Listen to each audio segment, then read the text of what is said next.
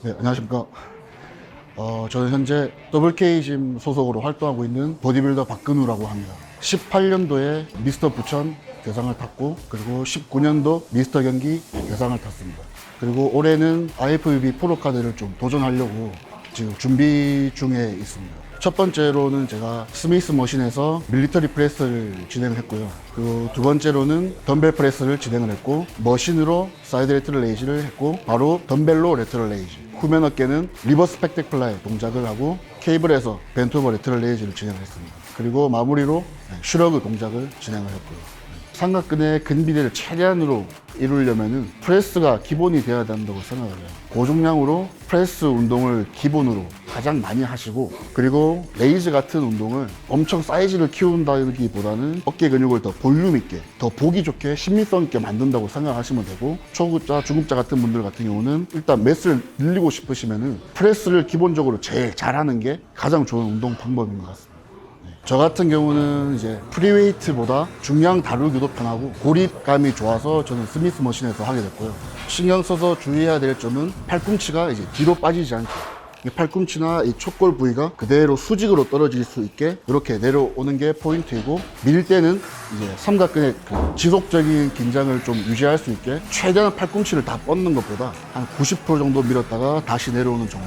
그리고 항상 제가 설명을 하는 게 천천히 반복을, 중량이 무겁더라도 천천히 진행하는 게 포인트라고 할 수 있습니다. 레슨을 하거나 이렇게 티칭을 할 때 프레스 동작에 있어서는 근육으로 걸어서 하라는 표현을 많이 쓰거든요. 대부분이 밀 때만 집중을 하고, 신장성 수축 구간에서는 대부분이 그냥 중량을 날려버려요. 중량을 어깨에 받아서 미는 느낌, 이런 느낌으로 진행해 주시면 좀 프레스 동작에서 좀 집중을 잘 하실 수 있을 것 같습니다. 최대한 이제 이완된 지점, 최대한으로 많이 내려왔던 지점에서 살짝 멈췄다가 다시 민다는 느낌으로 진행을 하고 있어요. 그러면은 대부분 반동이나 가속성에 의해서 반복이 되지 않고 근육의 장력으로만 계속 처음부터 끝까지 유지가 되거든요. 그래서 저는 그런 느낌으로 이제 프레스 동작을 진행을 하고 있습니다. 매 세트 이제 100% 강도를 뽑아낸다는 생각으로 이제 하고 있고요. 그래야지 최대한의 펌핑감을 유지할 수 있고 최대한의 과부하를 줄 수 있다고 생각을 해서 매 세트 최대한의 실패 지점으로 하려고 그렇게 노력을 하고 있습니다. 벨트는 그냥 이거는 제 개인적인 그냥 취향이라고 보시면 되고, 부합을 딱 잡아줘서 안전한 느낌을 받기 때문에 그냥 벨트를 저는 처음부터 차고 계속 진행을 하는 편입니다. 네, 아무래도 그게 중요하지 않을 수는 없고, 보통 이제 프레스 동작에서는 신경 써야 될 게 대부분의 분들이 이렇게 요추를 등받이 대는 것보다 견갑을 대는 게 더 중요하거든요. 그래서 코어를 잡는 건 맞지만 견갑을 딱 안정되게 등받이 패드에 지지를 하고 프레스를 하게 되면은 되게 안정적으로 프레스를 할 수가 있습니다. 제가 생각할 때는 보디빌딩 하는 운동은 이제 근육 운동이잖아요. 근육에 집중을 해서 운동을 하려면 빨리 하는 것보다는 그냥 단지 무겁게 하고 많이 하는 게 목표가 아니다 보니까 천천히 하는 게 더 근육에 힘을 잘 전달할 수 있다고 생각합니다. 네. 무겁게 하더라도 속도나 자세는 편하지 않는 선에서 무겁게 해요. 한쪽에 70kg, 140kg 정도. 선생님한테만 가벼운 거 아니죠? 아니요, 저한테도 무겁습니다. 두 번째 종목은 덤벨 프레스를 진행을 했고요.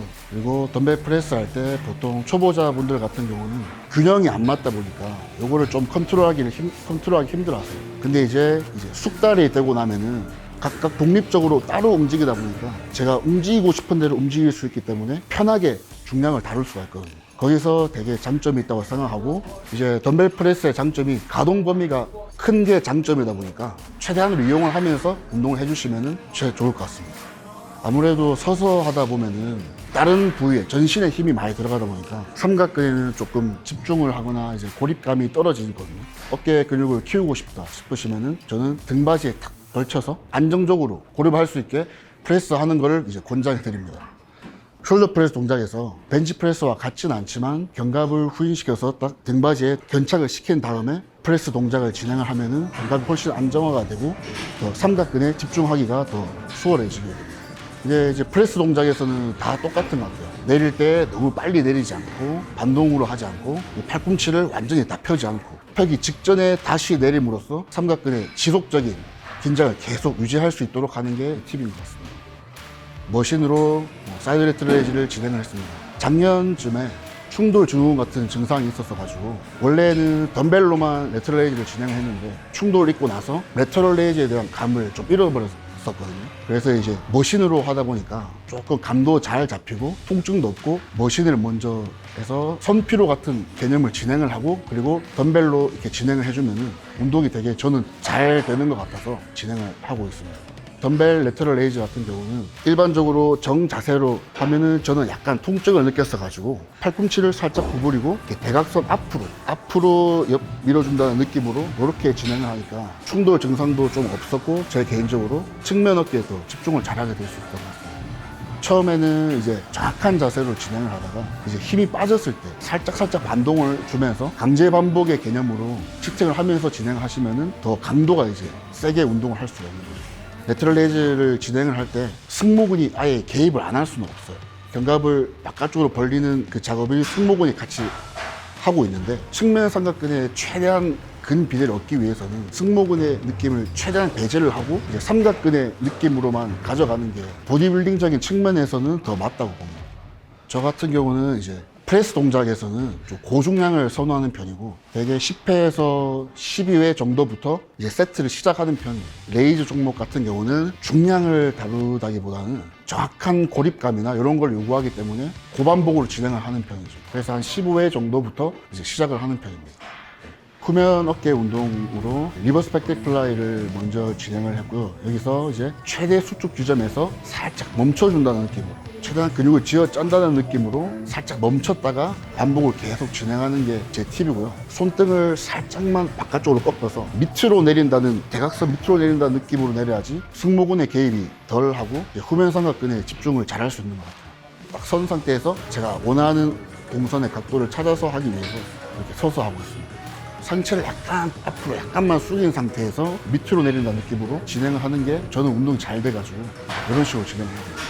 대부분의 분들이 이제 후면 삼각근 운동을 진행을 할 때 벤트 오버 레터럴 레이즈도 그렇고 리버스 백덱 플라이도 그렇고 최대 수축 지점에서 가동 범위를 되게 많이 쓰려고 하세요. 이렇게 하면은 오히려 더 긴장이 날아가고 이게 팔을 딱 벌렸을 때 후면 삼각근에 힘이 딱 걸리는 지점이 있을 거예요. 거기까지만 딱 밀어주고 다시 내리고 이런 식으로 반복을 해주시면은 더 집중하기가 좋으실 것 같습니다. 원암으로 케이블에서 벤트 오버 레터럴 레이즈를 진행한 이유는 아무래도 투암으로 하다 보면은 이제 가동 범위가 여기까지예요. 근데 원암으로 진행을 하면은 팔꿈치가 내 몸 안쪽으로 더 깊게 들어올 수가 있거든요. 그러면은 후면 삼각근이 더 늘어나면서 신장성 수축을 최대한 극대화시킬 수가 있는 거예요. 이완에 초점을. 네, 그렇죠. 이완을 최대한 시켜서 신장성 수축에 포커스를 둬서 운동을 진행을 하는 거죠. 리버스 백덱 플라이 같은 경우는 단축성 수축 지점에서 최대 수축에 포인트를 뒀으면은 원암 케이블 운동에서는 최대 이완시켜서 신장성 수축에 포커스를 둬서 진행을 하는 운동으로 이렇게 진행을 했습니다.